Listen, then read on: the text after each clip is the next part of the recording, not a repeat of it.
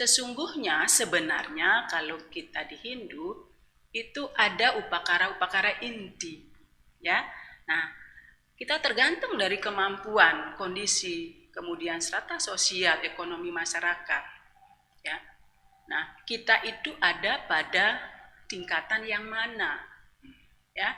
Kan berupakara membuat sebuah unsur daripada sarana bebantenan itu ada niste madya utama. Niste itu berarti bukan hina, tetapi niste itu adalah inti. Bagi siapa yang bisa mempersembahkan sehelai daun, setangkai bunga, sebiji buah-buahan, dan segelas air, akan aku terima sebagai persembahan hatimu yang tulus. Nah, itu sesungguhnya yang ada di kitab suci Bhagavad Gita.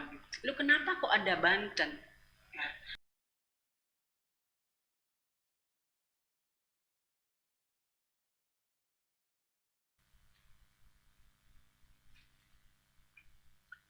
Om Swastiastu, kembali lagi di Epilogues Inside Hindu Podcast bersama saya Igede Teguh Adiatmika. Dan hari ini kembali lagi kita mengundang narasumber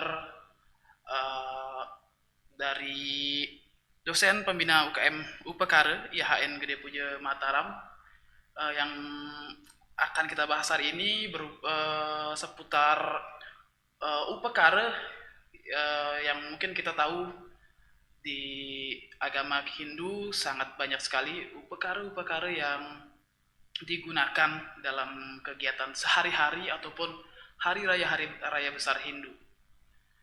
Langsung saja kita sambut bintang tamu kita, Ibu Nikomang Wiasti, SPD, MPD. Swastiastu, Bu. Oke, swastiastu. Apa kabar, Ibu hari ini? Baik. Oh iya, Bu. Saya pribadi dan teman-teman generasi muda, Bu, ingin tahu sebenarnya.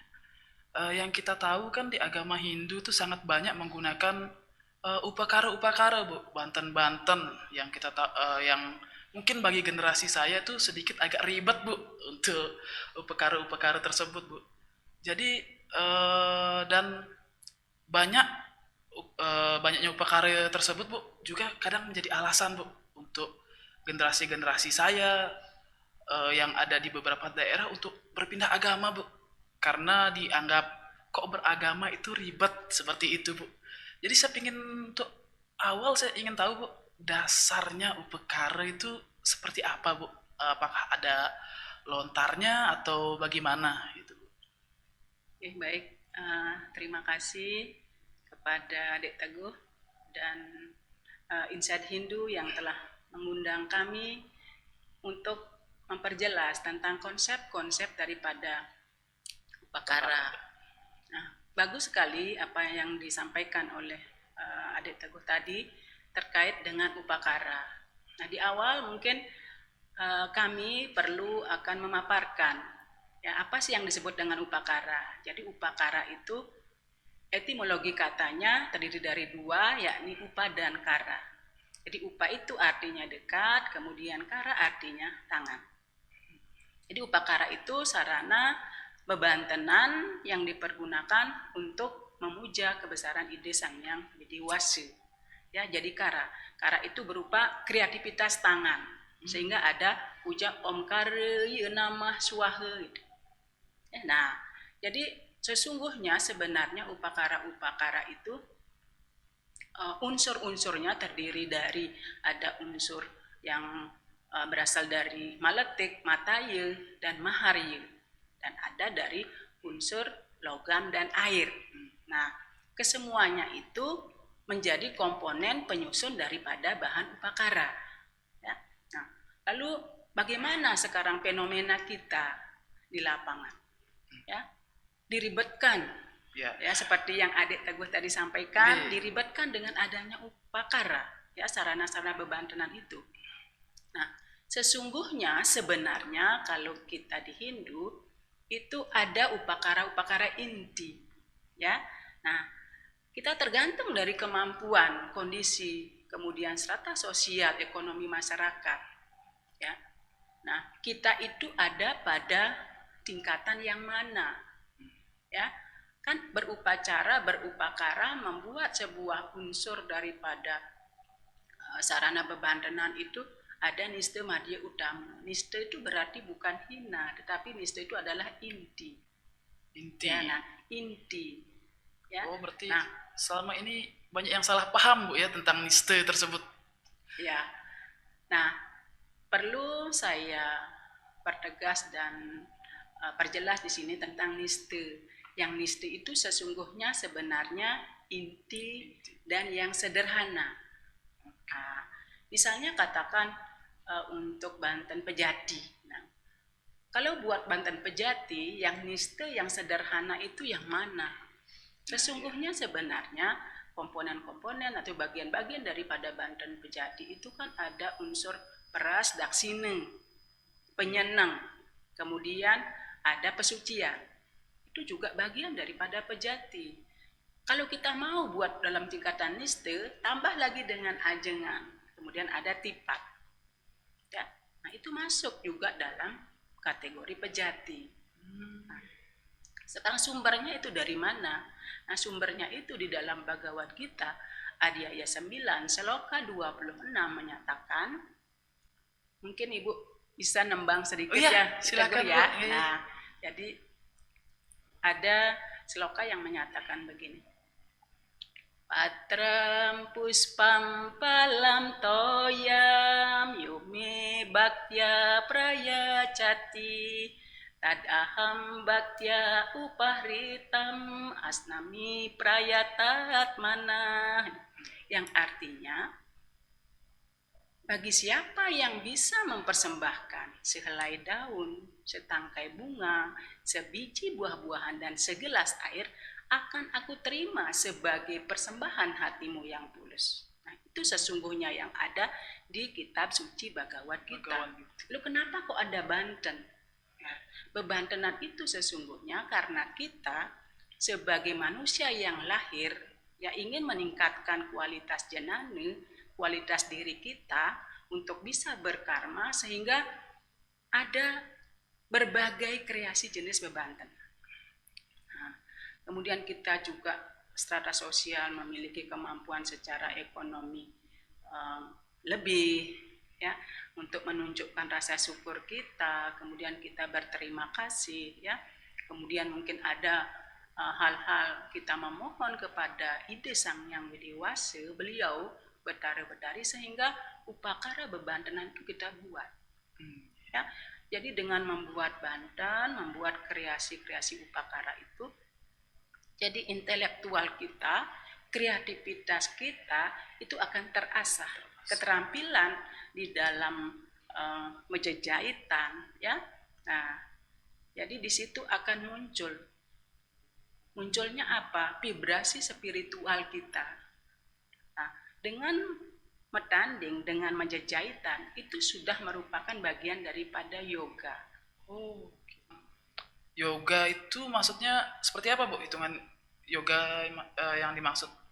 Nah, jadi begini. Tadi mungkin saya tambahkan sedikit apa yang Dek Teguh sampaikan. Sesungguhnya dengan membuat upakara, upacara dan berbagai ragam jenis bebantenan itu tidak ribet sesungguhnya ya. Nah, yang membuat ribet itu adalah pikiran kita ya, persepsi kita di dalam menganalisa dan menerjemahkan sesuatu situasi dan kondisi mungkin yang rasanya menurut kita itu sulit ya, karena memerlukan waktu, biaya, tenaga dan pemikiran juga ya. Karena di situ tuh kan ada penuangan curahan rasa bakti ya, kreativitas, seperti kita menyurat ya, menulis, seperti kita akan menggambar. Jadi jahitan-jahitan itu adalah simbol-simbol. Nah, seperti itu. Nah, kembali ke yoga yang Adik sampaikan tadi, karena secara etika spiritual, secara etika normatif, bahwa di dalam menjahitan, dalam metanding atau membuat sebuah banten itu ada sebuah cara Yang pertama adalah tentu kita akan menjaga kebersihan diri. Kita harus mandi, kemudian dari duduk, ya. Nah, duduk itu kita tidak boleh sembarangan. Ada diatur semua. Misalnya kalau laki-laki kan biasa, kalau laki-laki kan mesile, ya, depan mesana, harus sile sana. Bagi yang ibu-ibu atau perempuan, kita identik feminim, kemudian kita sopan, ya, dengan bajresana, ya, atau metimpuh. Nah, salah satu itu. Nah, bagaimana misalnya kalau kaki saya sakit, kan saya tidak bisa misalnya untuk duduk bajresana lama. Nah, mungkin ya bisa. Di Hindu itu kan tidak ada kata harus begini, harus ya. Jadi perlu ada sesuatu pemahaman yang membuat kita itu mengerti, paham bahwa Hindu itu kan fleksibel, ya. Kalau misalnya tidak memungkinkan untuk duduk lama seperti itu karena kakinya sakit, alasannya kan nggak masalah. Misalnya kita duduk pakai kursi meja jahitan. Nah, jadi di Hindu itu sangat-sangat simple, fleksibel, dan universal. Nah, yang terpenting adalah bagaimana kita meningkatkan kualitas diri kita, ya. Jadi Trikaya Parisuddha itu harus dilatih dan dipraktikkan, diaplikasikan dalam kehidupan sehari-hari. Jadi tidak hanya dalam membuat bantan yang terlalu banyak, mungkin ya. Nah, kemudian yang lain kita abaikan. Nah, bagaimana caranya sarana upakara ini tetap, ya, kita bisa buat, kita bisa aturkan. Nah, di samping juga menyerasikan, ya, dengan tingkah laku perbuatan kita sehari-hari. Nah, itu yang penting karena untuk meningkatkan kualitas diri. Ya, jadi kembali ke yoga tadi, mana bagian merupakan yoga. Nah, yoga itu kan kita diharapkan tidak boleh untuk membicarakan orang lain karena nanti lidahnya akan kecipratan di busung, di jahitan itu akan menyebabkan letah atau kotor, mungkin jauhkan dari jangkauan anak-anak, akan diganggu. Berarti harus fokus, Bu, ya? Ya. Jadi itu memang kita memerlukan kreasi, jadi konsentrasi dan fokus itu diperlukan supaya tidak misalnya pas nanti terganggu, ya, konsentrasi kita beralih. Nah, pas kita medot wesan nanti kena tangannya, nah seperti keluar darah. Nah, itu yang membuat kita ada etika-etika di dalam agama Hindu itu di dalam membuat sarana yang sifatnya sakral dan suci. Oke, nah berarti, Bu, misalnya kan sekarang kebanyakan umat-umat kita, ya, terutama generasi muda lah yang tidak punya waktu, yang bekerja, dan pada akhirnya membeli banten, Bu. Kan berarti mereka melewatkan bagian-bagian yang Ibu sebutkan tadi. Nah, itu seperti apa itu, Bu, menurut Ibu? Nah, di dalam ajaran agama Hindu, untuk menunjukkan rasa bakti kita, ada beberapa hal yang perlu dicermati yang disebut dengan catur karma marga yoga. Ya, jadi ada 4 cara menuju, ya, memfokuskan diri kita ke hadapan ide Sang Hyang Widiwasi. Salah satunya adalah dengan cara bakti. Nah, kalau membuat bantan itu merupakan rasa bakti kita yang kita tunjukkan, yang kita aplikasikan. Bagaimana misalnya kalau membeli bantan kemudian karena kita sibuk bekerja, nggak masalah, ya. Nah, sepanjang, mohon maaf, jadi ibu-ibu yang membeli bantan ini, ya, tetap mau belajar, mengajarkan ajaran budaya luhur kita, ya, belajar menjahitan, paham tentang bebantenan, ya. Nah, oleh karena kesibukan, jadi ibu-ibu membeli sarana ini. Nah, dengan membeli sesungguhnya di situ akan ada ekonomi kreatif, ya. Kita bisa berbagi dengan orang lain. Nah, dengan berbagi kepada orang lain, nah itu berarti kita sudah menunjukkan rasa cinta kasih kita, rasa toleransi kita kepada orang lain, ya. Di situ akan ada tolong menolong. Jadi ada manusia itu makhluk sosial. Jadi kita saling membutuhkan kehadiran yang satu dengan yang lain itu kita saling melengkapi. Nah, akan terjadi interaksi sosial yang harmonis, jalinan kerjasama yang harmonis. Memang nggak masalah, ya? Berarti tidak apa-apa Bu ya. Berarti maksudnya masih ada seperti Ibu bilang tadi ada jalan-jalan lain untuk kita menunjukkan bakti kita seperti itu ya. Ya, betul. Jadi selain daripada bakti, ada karma marga. Ya, ada jenana dan ada juga yoga. Ya, nah, jadi keempat hal itu di ajaran agama Hindu kita diharapkan untuk menyeimbangkan keempat hal itu. Ya, nah jenana bagi yang profesinya sebagai pendidik ya, yang memiliki keterampilan-keterampilan misalnya di bidang pengetahuan, nah itu mestinya dia harus dibagi, dialirkan, kita sharing informasi. Nah di dalam Bhagavad Gita di situ disebutkan bahwa pada Adhyaya 4 Sloka 33 menyatakan bahwa persembahan berupa ilmu pengetahuan itu lebih baik daripada persembahan sebuah materi. Sesungguhnya fokus atau konsentrasi kita itu tertuju pada ilmu pengetahuan. Dengan memiliki pengetahuan yang benar, maka kita akan bisa menentukan mana hal yang positif dan negatif. Jadi weweke kita itu akan cerdas dan bijaksana. Ya kan? Kembali ke upakara Bu. Di luar sana Bu, sering saya mendapatkan pertanyaan seperti ini Bu.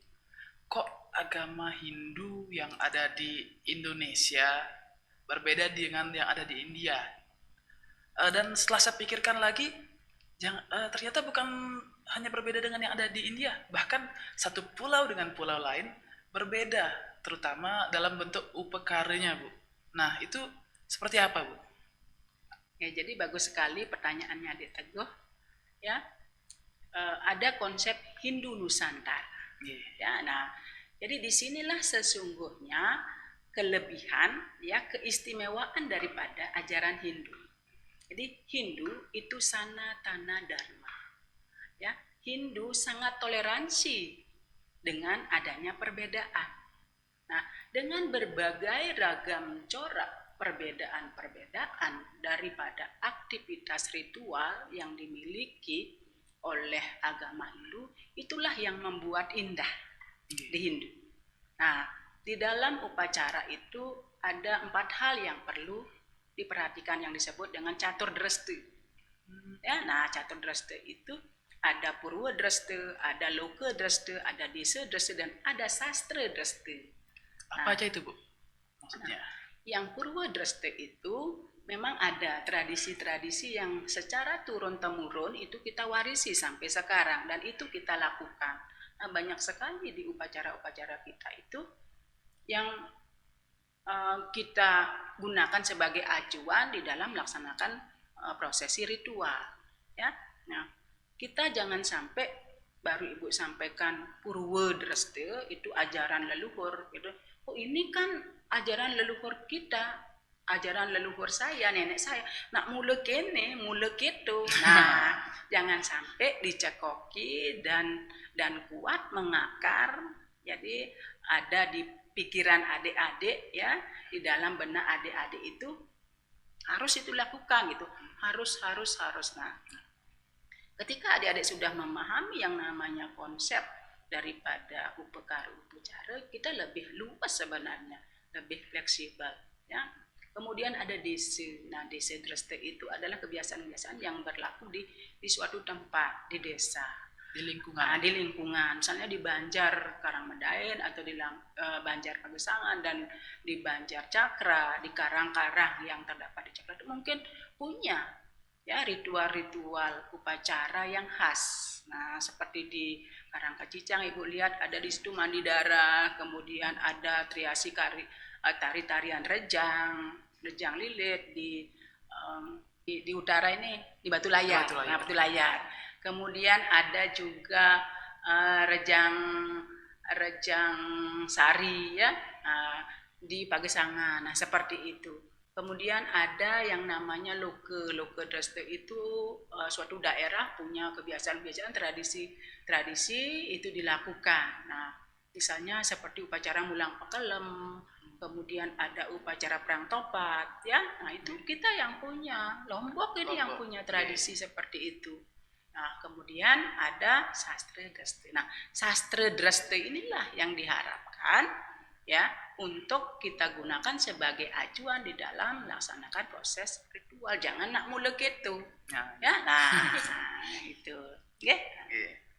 Berarti apa namanya, upacara dan upakaranya disesuaikan dengan lokasi-lokasinya seperti itu, Bu? Jadi betul sekali, ada ragam kebudayaan yang kita terima dengan berbagai kreasi jenis ritualnya. Nah, di situ muncul identitas dan karakteristik Hindu itu. Jadi Hindu itu dia indah, ya, menghargai perbedaan, toleransi yang tinggi. Ya, nah, sehingga kita sebagai masyarakat Hindu harus bangga, ya. Jadi bangga kita sebagai umat yang beragama Hindu yang memiliki ragam kreasi budaya, adat istiadat. Nah, itu, ya. Oke. Berarti sudah jelas, sangat jelas sekali dari tadi Ibu paparkan. Berarti sebenarnya dalam upacara dan upakara ini tidak harus besar seperti Bu, ya. Tapi yang penting ada intinya seperti itu.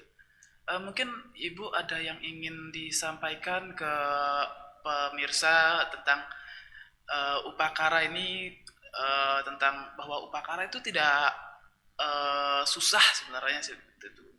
Mungkin ada yang ingin disampaikan untuk kembali memperkuat keyakinan teman-teman kita yang ada di luar sana bahwa sebenarnya Hindu itu tidaklah kaku, berarti apa, dapat disesuaikan lah gitu. Mungkin ada yang ingin disampaikan.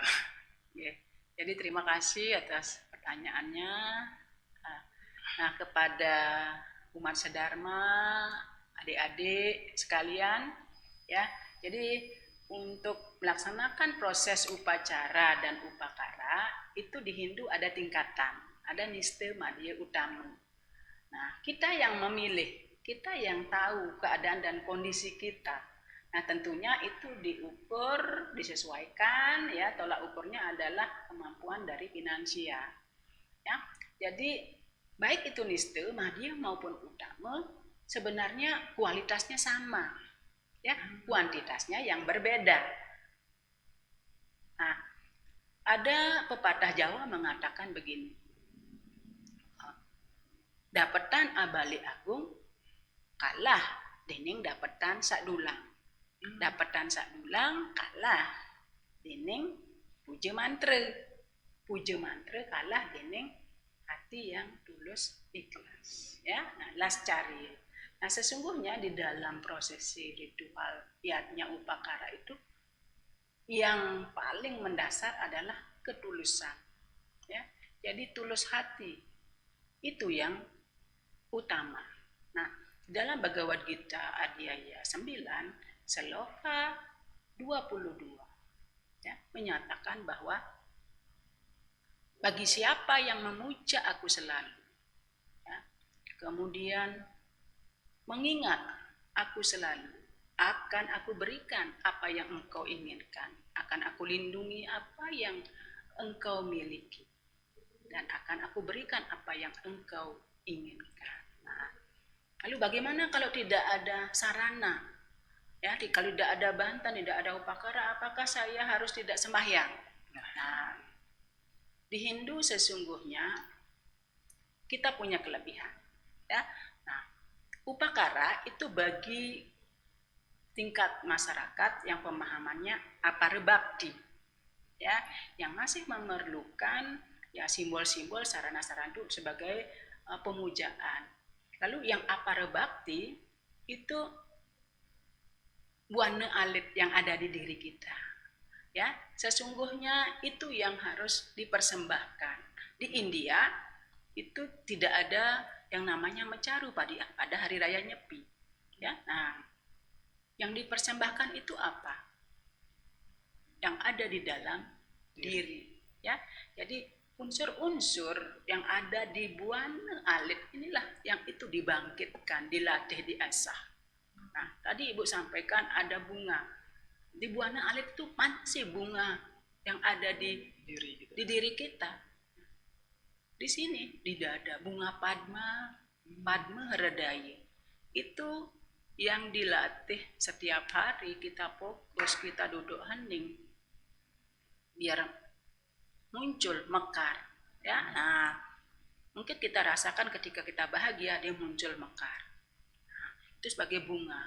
Kemudian ada air. Mana unsur air yang ada di dalam tubuh kita? Ada darah. Ya. Kemudian ada buah. Unsur buah itu yang ada di dalam diri kita mana? Ide-ide, kreativitas, pemikiran kita. Itulah yang kita perlu latih, yang perlu kita pergunakan, kita asah keterampilan-keterampilan kita. Nah, sesungguhnya itulah yang akan membawa diri kita ke arah yang lebih baik. Oke? Ini ada kami punya sebuah kidung, ya kidung Ginanti terkait dengan upakara. Daksinani mangkin katur anggen tapakan Sang Widi nyoh lambang bumi punike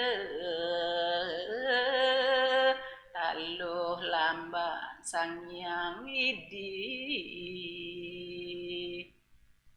bijaratus panca dewa porosan lambang Trimurti. Nah, seperti itu fungsi daripada upakara. Nah, kemudian ada hal lain tentang Wargesari. Nah, Wargesari ini terdapat pada Ngaturang Banten misalnya. Titiang aturang pejati canang suci muang daksina sami sampun puput pratikahing saji. Nah, itu kira-kira Wargesari dalam versi Pace Priringan yang sangat-sangat singkat dan pendek ya. Mungkin bisa Mudah-mudahan teman-teman di rumah, semua penonton bisa lebih tercerahkan lagi tentang upakara yang sebenarnya tidak ada yang ribet. Semuanya bisa disesuaikan dengan kondisi kita sehari-hari, dengan kondisi ekonomi. Mudah-mudahan setelah ini tidak ada salah paham lagi di masyarakat bahwa upakara harus A, harus B, harus C. Bahwa setiap upakara dapat disesuaikan sesuai dengan kemampuan masing-masing. Mungkin sampai sini saja Bu perbincangan kita. Terima kasih banyak atas semua yang Ibu sampaikan. Terima kasih juga atas waktunya. Ini saya yakin sangat-sangat bermanfaat sekali Bu untuk saya pribadi dan seluruh penonton kita di Insight Hindu Podcast ini. Terima kasih Bu. Om Santi. Om Santi, Santi, Santi. Oh, terima kasih.